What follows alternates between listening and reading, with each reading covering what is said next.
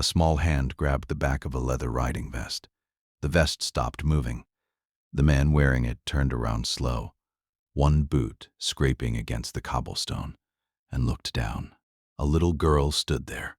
Orc, no bigger than a rain barrel.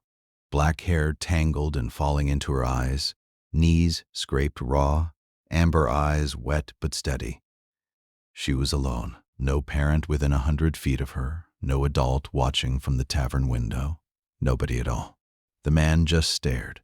55 years of hard road on his face, a knife in his boot, the patch on his vest said what he was at Lilankaza. The Riders' Guild, the men who rode the border routes, guarded caravans, and settled disputes that polite society preferred not to acknowledge. They called him Haddon. He wasn't built for this kind of moment, not even close. Then the little orc girl opened her mouth and asked her question. What she asked next stopped the whole tavern yard cold. It was just past noon at the roadside tavern outside Millhaven. Hot. The kind of hot where the cobblestones feel soft under your boots. Haddon had been on the road since before dawn, and his horse was tied next to 4 others, all heavy border mounts, all standing the same way like soldiers at rest. 5 members of his chapter had stopped here for ale and stew. The rest were a mile up the highway at the farrier's. He had stepped outside to smoke his pipe. That was when the small hand grabbed his vest. The little orc girl just kept staring up at him, amber eyes, steady, waiting. "What did you say to me?" Haddon asked. The girl repeated it, slower this time, like she had practiced the words on the way over. "I don't have a mama. Can I spend a day with you, sir?" Haddon didn't move, didn't blink. He had been called a lot of things in his life. Sir was not one of them. "Where's your daddy?" he asked. The girl pointed back toward the tavern. Through the dusty window, Haddon could see an orc man in a stained apron behind the counter, working the kitchen, sweat on his forehead, 3 plates lined up next to him. He was in the weeds, and he didn't even know his daughter had walked outside. "Does he know you're out here?" The girl shook her head. "He's working a double. He's tired." That was when Haddon crouched down. Not all the way, just a knee on the cobblestone. He wasn't soft about it. His face didn't change, but he got down to the girl's level and looked at her straight on. "How old are you, kid?" 7. "Why me?" The little girl didn't answer right away. She reached into the front pocket of her dress and pulled out something folded up. A piece of paper, old, worn at the edges, creased from being folded and unfolded 100 times. Haddon took it carefully. A drawing, not a child's drawing, an adult's, simple but clear. An orc woman, maybe 30, dark hair, wearing a leather riding vest and standing next to a horse, smiling. The horse was drawn with the specific detail of someone who knew horses. The bridle, the saddle, the way the mane fell. "That was my mama," the little girl said. "She had a horse too. She died last year. Daddy says she's with the spirits now, but I just wanted to see somebody who looked like her. Just for one day, so I can remember her better." She pointed at Haddon's vest, at his horse, tied to the post. The same kind of vest, the same kind of horse. Haddon looked at the drawing for a long time. He had heard a lot of pitches in his life. Merchants, liars, men who wanted things from him. Soldiers, officials. Nobody had ever delivered a pitch like this. Honest, clean, no catch. He handed the drawing back. "What's your name, kid?" "Kiri. Kiri Orvash's daughter." "All right, Kiri Orvash's daughter." Haddon stood back up, brushed the cobblestone dust off his knee. "Go inside and tell your daddy a stranger wants to talk to him." Kiri's eyes went huge, enormous amber circles that occupied half her face. "Are you saying yes?" "I'm saying I want to talk to your daddy." The girl turned and ran, black hair bouncing, bare feet slapping the stones. Haddon watched her until she disappeared inside. Then he stood there alone in the tavern yard, took a long breath, relit his pipe. His hand was shaking a little, and he didn't know why. Believe me when I tell you, Haddon was not a man whose hands shook. He had ridden through 3 territories with a broken collarbone once. He had buried 2 wives and kept his face dry at both funerals. He did not get rattled, not by men, Not by soldiers, not by anything. But a little orc girl with a folded drawing had just asked him a question, and his hands were shaking. The other riders came out of the tavern about a minute later. Breck, Tallon, Marsh, Dugan. They saw his face, and they knew something had happened. None of them asked. They just waited. "I'll catch up with you, boys," Haddon said. "Got something to handle?" Breck raised an eyebrow. "Trouble?" "No," Haddon said. "Opposite of trouble, I think." He went back inside, sat at the counter. Kiri was sitting on a stool next to him, legs swinging, feet not reaching the floor. The father came out from the kitchen, wiping his hands on a cloth. He was large, orc large, built for strength, but thin in the way that men get thin when they work too hard and eat too little. Tired, the kind of tired you can't sleep off. "Sir," Orvash said, "I am so sorry. She knows she's not supposed to bother strangers. I'll handle it." "She didn't bother me," Haddon said. "She asked me a question." Orvash looked at his daughter, then at the drawing still in Kiri's hand. He understood. His face changed. Something in his jaw went soft and then hard again. "I appreciate it, sir," Orvash said. "But you don't owe my daughter anything." "I know I don't," Haddon said. "That's why I'm asking." He looked at Orvash directly. "Saturday. If you say yes, I'll be at the tavern door at dawn. If you don't say yes, I won't come. I won't come around again." Orvash stared at him for a long moment, then at his daughter, then at Haddon. "Why are you doing this?" he asked. Haddon didn't answer right away. He didn't have an answer that would have made sense to Orvash. He didn't have one that made sense to him either. "Because," she asked. He finally said, "And because somebody should have said yes." He walked out of the tavern, got on his horse, caught up with his crew on the highway, didn't say a word about it for the rest of the ride. Friday evening, Haddon was sitting on his front porch in a chair his dead second wife had built. The sun was almost down. The messenger arrived at the gate. A boy from the tavern. He carried a folded note. Haddon opened it. The handwriting was careful, practiced. The writing of a man who had learned Common as a second language and took care with every letter. "Mr. Haddon, this is Orvash, Kiri's father. She hasn't slept right all week. She just keeps asking what time it is on Saturday." Haddon almost smiled. Almost. He wrote a reply on the back of the note. "Dawn. I'll bring a cart." "Is dawn too early?" The boy returned an hour later with the answer. "Dawn is fine. But, sir, I have to ask you something. Are you going to break her heart? Because if you are, I would rather you didn't show up at all." Haddon sat with the note for a long time. He had asked himself the same question every day for the last 6 days. He wrote, "I'm going to do my best not to. That's the most honest answer I have." The boy left. Haddon sat on the porch until the stars came out. Saturday morning, before dawn, Haddon did not put on his riding vest. That was a strange thing. He had worn that vest nearly every day for 20 years. But this morning he put on a clean linen shirt instead, tucked it into his trousers, combed his hair, trimmed his beard. He looked at himself in the mirror for a long time and didn't recognize the man looking back. He hitched the cart, not the horse alone. A cart has sides and a bench, and a 7-year-old can sit in the back without falling off. He had cleaned the cart the evening before, swept the bed, wiped the bench, removed the tools and feed sacks that normally lived there. He had also, and this was the part he would never tell anyone, spent 20 minutes ensuring that the cart's bench was the right height for a small orc child to see over the sides while seated. He noticed something as he hitched the horse. The horse, a gray mare named Slate, who was generally indifferent to all living things and specifically hostile to unfamiliar species, was standing calmly. Her nostrils flared once, processing a scent. An orc scent, transferred to the cartwood during the cleaning. The horse knew the child was coming. The cleaning had introduced the scent, and the introduction meant that when Kiri arrived, the horse would not startle. Haddon had not planned this. He had simply cleaned the cart for a child, but the cleaning had done something he hadn't intended, and that mattered more than the intention. It had prepared the animal for the person. He picked up Kiri at dawn. The tavern's back entrance. The hallway smelled like other people's dinners and old grease. Orvash answered the door in a clean shirt that had been ironed badly. Kiri was already wearing her coat, a patched thing, too big, with a hood. She had a stuffed bear under one arm.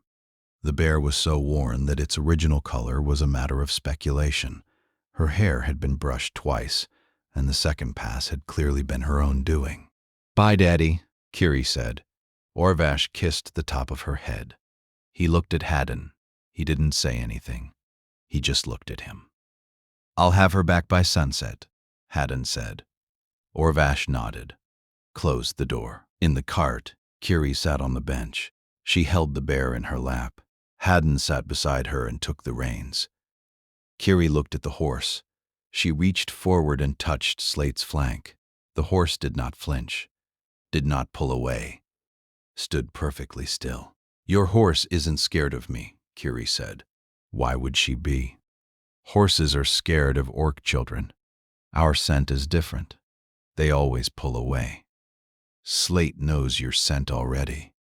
How? "I cleaned the cart last night. Your smell was on my hands from the tavern. The smell got into the wood. Slate has been breathing it all night." Kiri looked at him. "You made the horse know me before I got here?" Haddon picked up the reins. "I just cleaned the cart," he said. But the look on the 7-year-old's face said she understood something Haddon hadn't said, that preparation is a form of caring, that cleaning a cart for someone is an act of anticipation. And anticipation is what people do when someone matters to them before the mattering has been announced. "Where are we going?" Kiri asked. "I figured you'd tell me." Kiri blinked at him. "I don't know," she said. "I never had a day like this before." "Then we'll figure it out together," Haddon said. And he flicked the reins. A small hand grabbed his vest. He looked down. 7 years old, orc, amber eyes. "I don't have a mama. Can I spend a day with you, sir?" She showed him a drawing, her dead mother, leather vest, horse. "She looked like you." He wasn't built for this kind of moment. His hands shook. They hadn't shaken in 20 years. Subscribe to Orc Girl Tales to see what happens. On Saturday, drop your city. They started at the baker's. Kiri ordered 4 meat pastries, hot, fresh from the oven, the size of her fists. She could only finish 2. Haddon ate the 3rd for her. The 4th went into his coat pocket, for later, which Kiri approved of with a nod that suggested she considered advanced food planning a sign of sound character. They went to the town fountain. Kiri wanted to feed the fish, so they bought a loaf of bread at the market stall. Kiri tore the bread 1 piece at a time, very carefully, like each piece was important, like the fish deserved individual attention rather than a handful thrown all at once. Haddon watched her. He did not check the sun's position. He did not look at the market stalls. He did not think about the guild, the route, the deliveries. He just watched a small orc girl feed fish. A group of human children appeared at the far end of the fountain. 3 of them, boys, 8 or 9, running, laughing. They saw Kiri. The running stopped. The laughing stopped. One of them pulled at his mother's sleeve. The mother looked, saw the orc child, and gathered her children with the specific, practiced efficiency of a woman removing her offspring from proximity to something she considered unclean. They left quickly, without looking back. Kiri didn't stop tearing bread. Her hands didn't pause, but something in her face closed. A small door shutting gently, the practiced closure of a child who has learned to seal the entrance before the hurt gets in. "Does that happen a lot?" Haddon asked. "Every time. You don't have to be used to it. I've been used to it for 7 years. It works. 7 years. Her entire life. 7 years of watching other children leave when she arrived. 7 years of mothers pulling sons away. 7 years of learning that her presence was a thing that people removed themselves from, and that the removal was not about her behavior but about her skin." Haddon's jaw locked. The specific, visible contraction of a man processing information that converts from sadness to anger in the time it takes to cross a jaw. He didn't say anything else. He sat with her at the fountain and watched her feed the fish with bread torn into pieces the size of a child's determination. And the fish came to her hands, and the fish did not leave when they saw the grain. They went to a toy shop, just to walk through. Kiri didn't ask for anything. Haddon asked her 3 times if there was something she wanted. Each time, Kiri said, "No thank you," like a child who had been raised to say no thank you so many times that the words came out automatic. The reflex of a child whose life had not included the experience of being given things and whose no thank you was not politeness but armor. Haddon pointed at a stuffed elephant on the shelf. Gray felt amber button eyes, floppy ears that hung at angles suggesting a manufacturer who prioritized charm over anatomical accuracy. "I'm getting that for you," he said. "It's not optional." "You don't have to," I said. "It's not optional." Kiri held the elephant the whole rest of the day. She held it with both arms pressed against her chest, the bear in one arm and the elephant in the other, a 7-year-old carrying 2 animals through a town that had not been particularly welcoming to the species carrying them. After the toy shop, Kiri's hair happened. It had been bothering Haddon since the morning. The black orc hair, thick and coarse, falling into her eyes, tangled at the back. Not dirty, neglected, the specific visible evidence of a grooming task that required skills the available parent did not possess. "Your hair," Haddon said. "I know." Kiri pushed it out of her eyes for the 14th time that morning. "Mama used to braid it. Orc braids. Daddy tries, but..." She made a face that communicated, with 7-year-old precision, the specific inadequacy of her father's hair braiding capabilities. "He makes knots. Bad knots. I can't do it myself. My arms don't reach." "I don't know orc braids," Haddon said. "Nobody does, except orc mamas. I could try." Kiri looked at him with the specific, skeptical assessment of a 7-year-old evaluating an adult's claims of competence. "Your fingers are very big," she said. Yes, Mama's fingers were big too, but she was good at it. "I might not be good at it. That's okay. You can try." He tried. They sat on a bench outside the market hall, and Haddon attempted to braid a 7-year-old orc girl's hair with fingers that had spent 55 years handling reins, and had 0 experience with the specific, fine motor demands of hair arrangement. The result was catastrophic. The braid lasted approximately 4 seconds before unraveling. The second attempt produced something that resembled a braid the way a collapsed fence resembles a fence. The components were present, but the architecture was absent. Kiri laughed. The second laugh of the day, full, open. The delighted sound of a child watching an adult fail at something and finding the failure hilarious rather than disappointing. "That's terrible," Kiri said. "I know. It's the worst braid I've ever seen." "I believe you. Will you try again every Saturday?" The sentence arrived between them, every Saturday, with a weight that exceeded its 3 syllables. Not a day, a commitment, a recurring event, the specific structural promise of a man who had just declared that this was not a single occurrence, but a pattern. Kiri looked at him. The amber eyes held the specific, fragile quality of a child who has heard a promise and is deciding whether promises are things that hold. "Every Saturday," she repeated, "until I get it right." "You might never get it right." "Then every Saturday forever."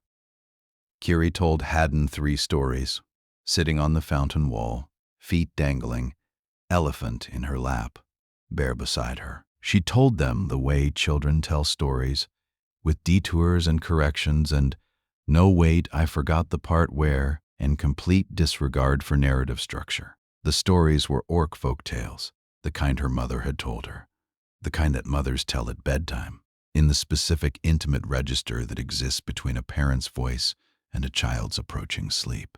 She told them wrong. The details were muddled, the endings confused, the characters doing things that Haddon suspected they didn't do in the original versions.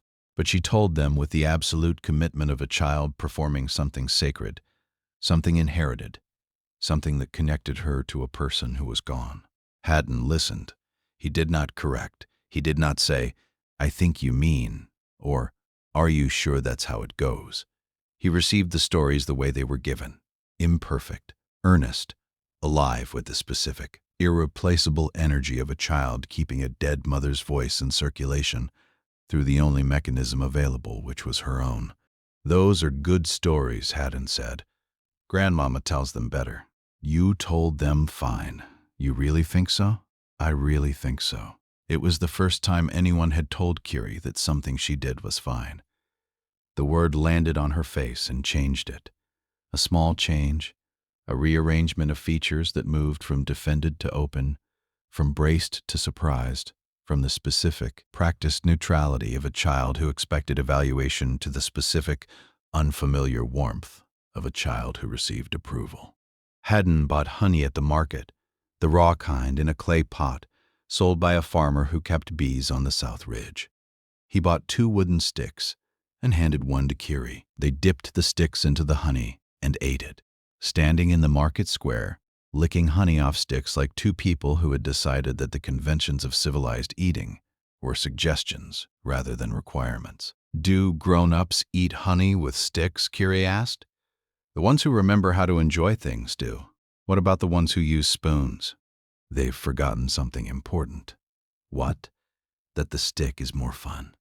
Kiri laughed, the third laugh, full, unguarded, the kind that started in her belly and traveled upward and arrived on her face as a transformation. The serious, defended 7-year-old replaced for 3 seconds by the child she might have been if the world had been kinder to her species. Something in Haddon's chest cracked, not painfully, structurally, a seal. A lid. Something that had been closed for a very long time and that the sound of a child laughing had found and opened without asking permission. By the 4th hour, they were at the pond outside town, bigger than the fountain, a bench under a willow tree.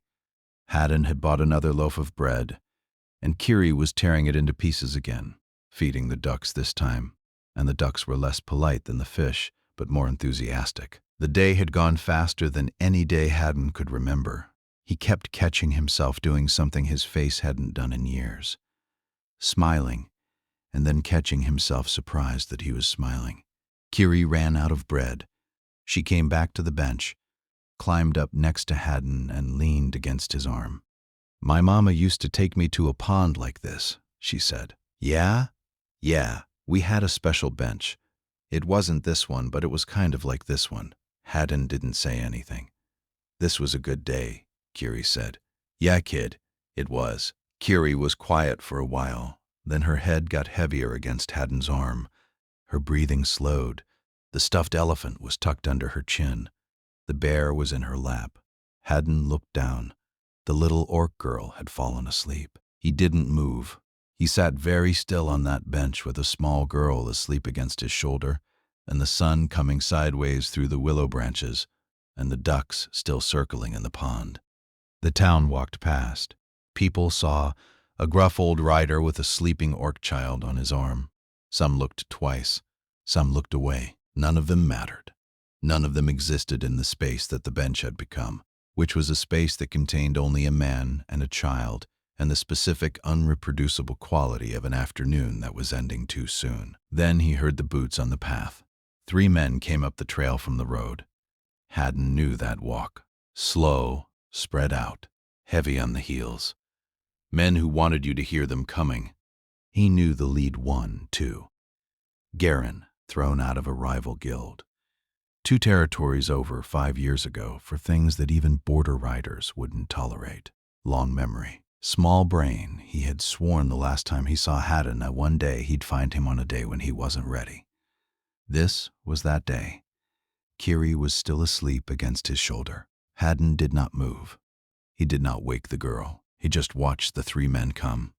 They stopped about 10 feet from the bench. Well, look at this, Garen said. Haddon out here playing nursemaid. To an arc, no less. None of the men Haddon trusted. Breck, Tolan, Marsh, Dugan were anywhere near this pond. His knife was in his vest. His vest was in the cart. The cart was 100 yards away, and there was a sleeping 7-year-old leaning on his arm. He had been in worse spots, but not many. Garen Haddon said, quiet, You don't want to do this here, don't I? Garen took a step closer. I've been waiting on you a long time, Haddon. There's a child. I see her. That was when Haddon knew the nature of the day had changed. This wasn't pride anymore. This wasn't a Saturday. This was a man who had come looking for him with two friends, and he didn't care about a sleeping child.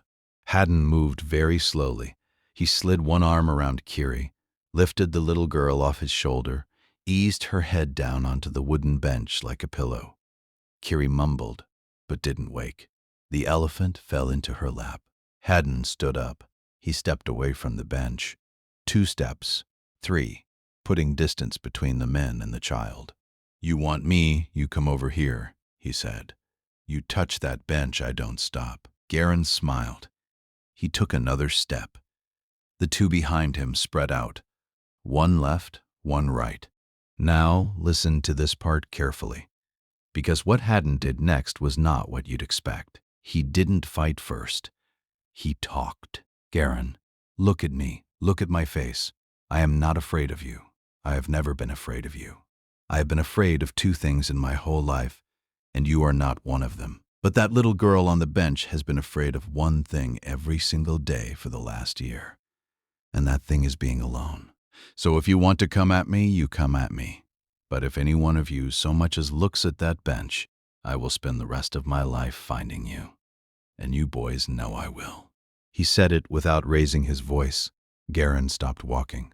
The 2 behind him stopped, but Garen wasn't smart enough to back all the way down. He took 1 more step, reached for Haddon's arm. Haddon hit him once, just once, right under the chin. His whole body went into it. Garen's head snapped back, his knees folded. He hit the gravel like a sack of grain, and he didn't get up. The 2 behind him froze. Pick him up, Haddon said. Walk. Now. They picked him up. They walked. They didn't look back. Haddon watched them until they were past the trees and out of the park. Then he went back to the bench. Kiri was still asleep. He sat down next to her, put 1 hand on the little girl's back, felt her breathe. And then Haddon did something he had not done since his wife died. 8 years ago, he cried. Not a lot, just a few seconds, just long enough to let the day catch up with him. The girl, the drawing, the fish, the laughing, the honey, the terrible braid, the elephant that wasn't optional. And this sleeping child on a bench who didn't know that a man she'd met 5 days ago had just put himself between her and 3 armed strangers because she had asked him a question in a tavern yard, and the question had been waiting for him for 8 years. He wiped his face, picked up Kiri, elephant and bear and all, carried her to the cart. He drove back to the tavern slow, real slow, like the cart was made of glass. She fed the fish 1 piece at a time. He tried to braid her hair. That's the worst braid I've ever seen. Will you try again? Every Saturday. She fell asleep on his shoulder. 3 men came. He stood between them and the bench. Touch that bench, I don't stop. 1 punch. They left. He sat back down next to a sleeping child and cried for the first time in 8 years. If the braid or the bench got you, join Orc Girl Tales membership. Super thanks if every Saturday forever is yours. Drop your city. When they got to the tavern, Kiri woke up in the cart. She rubbed her eyes. Are we home? Yeah, kid. Was it a good day? Haddon smiled. A real smile. The kind that surprised his own face. Yeah, it was a good day. But when they went inside, the tavern's back hallway was different.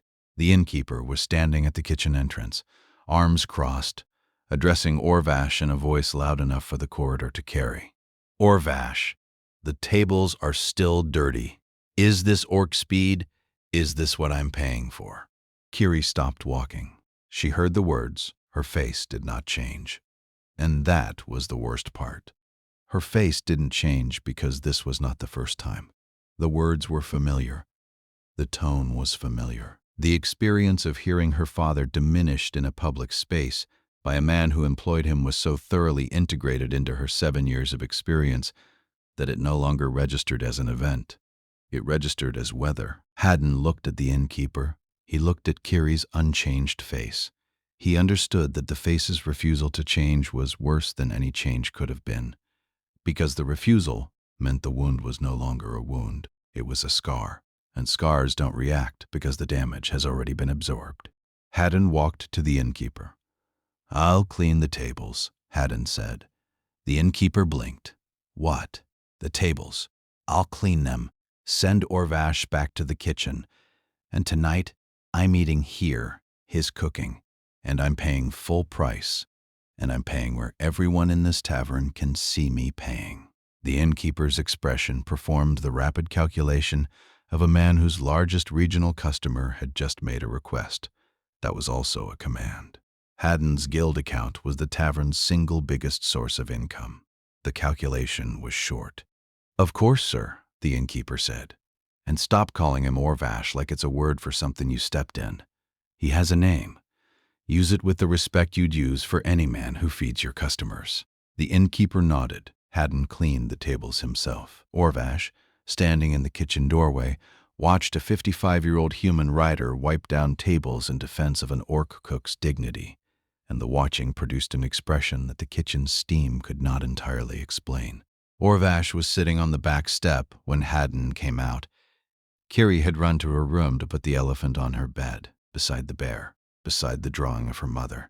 Orvash held out a piece of paper, an eviction notice, 3 days. The innkeeper was replacing him with a human cook. The back room, the room where Kiri lived, where Kiri's bed was, where the drawing and the bear and now the elephant occupied the only space Kiri could call her own, would be reassigned. Haddon read the notice, read it again, folded it, set it on the step. "How much do you owe? It's not just the room," Orvash said. "It's the healer bills. From when Kiri's mother was sick, the Healers Guild sold the debt to a collection agent. They garnished my last pay. I can't catch up. I've been trying for a year." "How much?" 30 silver for the room, 400 silver for the healer debt." Haddon was quiet for a while. "And the job?"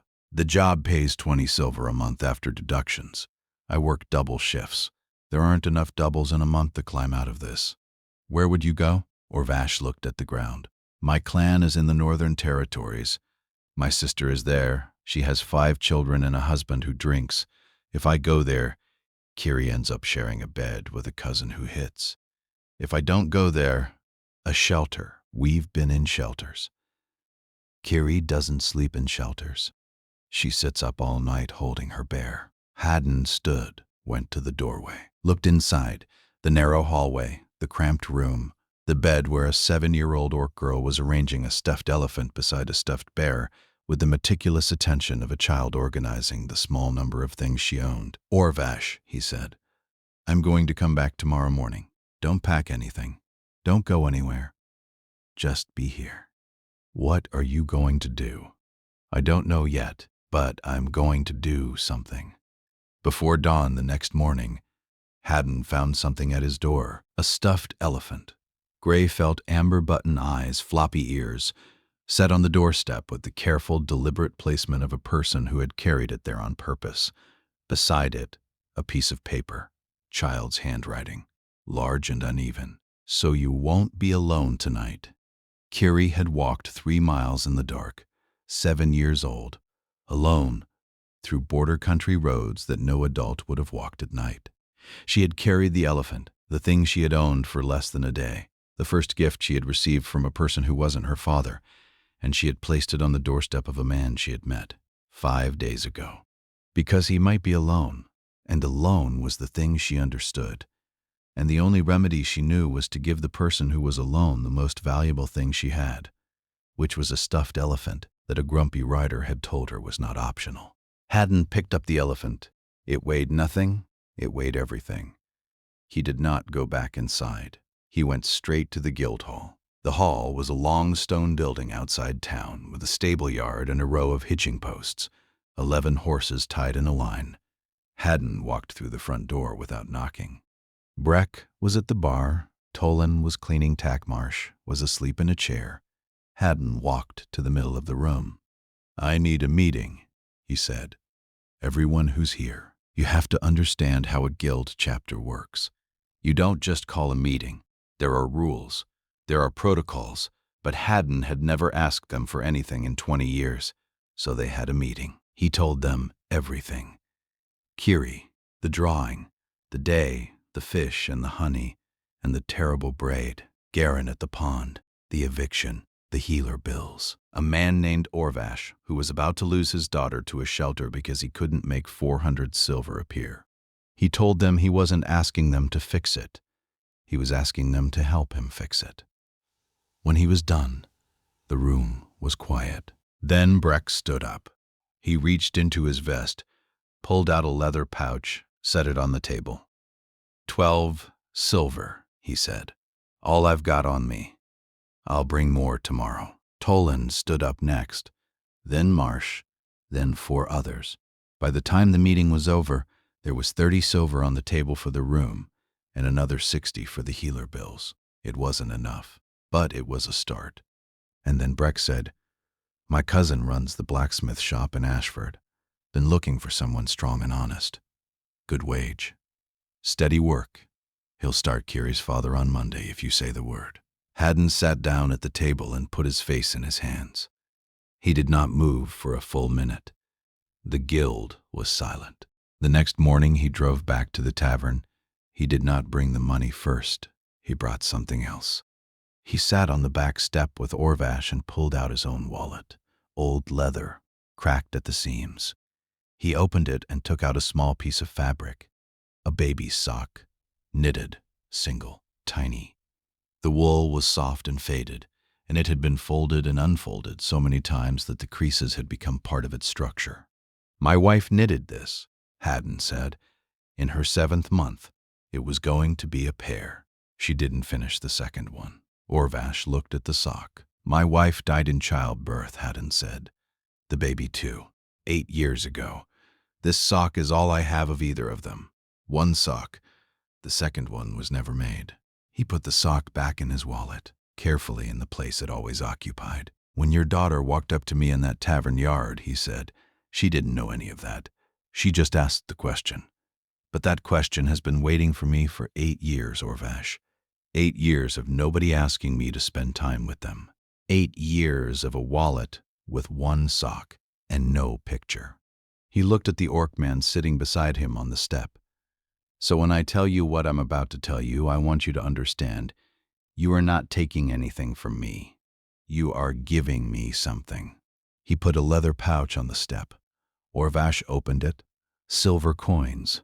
30 for the room, 60 for the healer bills, a note with an address in Ashford, and a start date, Monday, dawn. "Take the job," Haddon said. "Take the silver. Don't pay me back. Pay it forward when your daughter is grown and somebody else's child is standing in a tavern yard with a drawing, looking for somebody who looks like a person they lost." Orvash tried to speak. He couldn't. He put his fist to his chest. The orc salute, the gesture of respect that orc men reserve for the moments when words have been exceeded. Kiri appeared in the doorway. She looked at the pouch. She looked at 2 men. She looked at Haddon. She ran to him and wrapped her arms around his leg, the only part of him she could reach from her height. She held on. She didn't say anything. The holding was the saying. Haddon looked down at the small orc girl attached to his leg, and he put his hand on her head, and the hand was the hand that had held a wallet with one sock for 8 years, and the head was the head whose hair he couldn't braid. And the 2 of them stood there in a tavern hallway that smelled like other people's dinners. And the moment was not dramatic and was not small, and was exactly what it was. The elephant was on his doorstep, 3 miles in the dark. "So you won't be alone tonight." 7 years old. She gave away the only thing she had so a stranger wouldn't be lonely. He went to the guild. They gave silver. They gave a job. He gave Orvash a sock story. "That question has been waiting for me for 8 years. Don't pay me back. Pay it forward." Subscribe to Orc Girl Tales for the final chapter. The elephant comes home. 6 months went by. Orvash started at the blacksmith shop on Monday. He was good at it. Orc strength made the difference between adequate metalwork and excellent metalwork. And Orvash was excellent. By the end of the first month, he had steady work and a small wage that arrived on time. By the end of the third month, he had moved into a two-room dwelling on the edge of Ashford, with a small yard and an oak tree out front. Kiri had her own room for the first time in her life. She chose the color blue, like the pond. There was a shelf with the 3 folktale books Haddon had bought her and the stuffed elephant that had traveled to his doorstep and back. And on the wall, 2 drawings in frames. The first was the original, her mother in leather, beside a horse, smiling. The second was new, a gift. It showed Haddon and Kiri standing beside the cart at the harvest market. Kiri was holding a stuffed pig she had won at a ring toss. Haddon was holding a honey stick. They were both squinting because the sun was bad. Kiri called it her favorite picture. Orvash said it was his too. Haddon came once a week, sometimes twice. He brought supplies, food, firewood, things the dwelling needed. He fixed the leak under the basin and replaced the window shutter and taught Kiri how to use a chisel. He did not stay long. He wasn't built for staying. But he came back every week, without fail. And every week he tried the braid. It was getting better, not good, better. The third attempt held for 20 minutes before unraveling. The 7th lasted an hour. The 12th performed on a Saturday in late autumn, while Kiri sat on the porch step and issued continuous quality assessments. Too tight, looser. That's a KNOT, not a braid, okay? That part's good. Do that part again. Lasted the entire afternoon. It's still not right, Kiri said, examining the braid in a hand mirror. I know, but it's better, getting there. Mama's was better, I bet it was. Yours is your kind of braid. It's a Haddon braid. Is that good? It's different. Different is okay. Different means it's mine. The guild chapter started showing up too. Breck came once with a load of firewood for the winter. Tolan brought a used saddle, oiled and repaired. Marsh brought a pot of stew that his late wife used to make and that he hadn't made in 6 years. He cried a little when he handed it over. Orvash didn't ask questions. He just made room at the table. There was a Saturday in early spring where Kiri was out in the yard. Haddon was on the porch with Orvash. They were drinking tea and not saying much. Kiri came running up the steps with a piece of paper. Haddon, she said, look what I made you. It was a drawing, a house. 2 figures in front of it, a tall one in a leather vest and a small green one in a patched coat. A sun in the corner, the word home at the top, in big, crooked letters. That's good, kid, Haddon said, real good. It's for you. I'll put it on my wall. No, Kiri said, not your wall, your wallet. Haddon looked at her. Why my wallet? Kiri thought about it. Because that's where you keep the important things. Haddon didn't speak for a long moment. Then he took the drawing, folded it carefully, exactly the way a small girl had once folded a photograph in a tavern yard, and slid it into his wallet, right behind the baby sock. All right, he said, it's there. Kiri ran back into the yard. Orvash watched her go. Then he looked at Haddon. You know, Orvash said quietly, she called you something the other night. She was half asleep. She didn't mean to. What did she call me? Baba? Haddon did not answer right away. In Orc culture, Baba was not casual. It was not the easy, diminutive word that human children used for any male authority figure. Baba was specific. Baba was sacred. Baba was the word that Orc children used for the person they had chosen as their father, not the person whose blood they shared, but the person whose presence they trusted. Did you correct her? Haddon asked. No, Orvash said. I didn't. Did she correct herself? Yes. She got embarrassed. She rolled over and pretended she was already asleep. Haddon looked at the yard where a 7-year-old Orc girl was conducting a conversation with a beetle she had found near the oak tree. The conversation involving detailed questions about the beetle's family situation and living arrangements. Tell her something for me next time, Haddon said. Tell her she doesn't have to correct it. Nobody has to correct it. She can call me whatever she wants. I'm not replacing anything. I'm not replacing her mother. I'm not replacing a parent she lost. I'm just here. Orvash nodded. And Orvash, yes, I'm going to keep coming. Every Saturday. The braid is still wrong. The braid may always be wrong. Then, every Saturday forever. Years passed. The way years pass when they're built from Saturdays, one at a time each.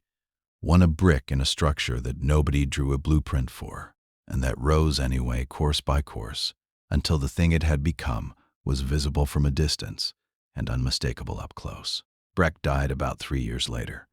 A hard winter ride. A horse that stumbled the specific, arbitrary mathematics of a life lived on border roads.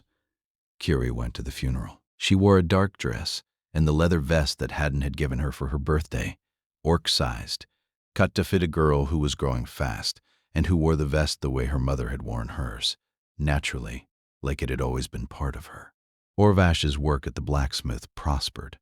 He became the shop's primary smith, the orc whose strength produced metalwork that the human smiths could not match and that the customers preferred.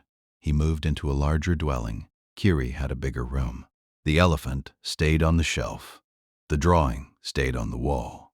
The braid got better. Curie grew, not just physically, in every direction that a person can grow when they have a father who feeds them, and a man who comes every Saturday, and a guild that shows up with firewood, and a town that has learned, gradually, that the orc girl's presence is not a thing to be removed from, but a thing to be included in.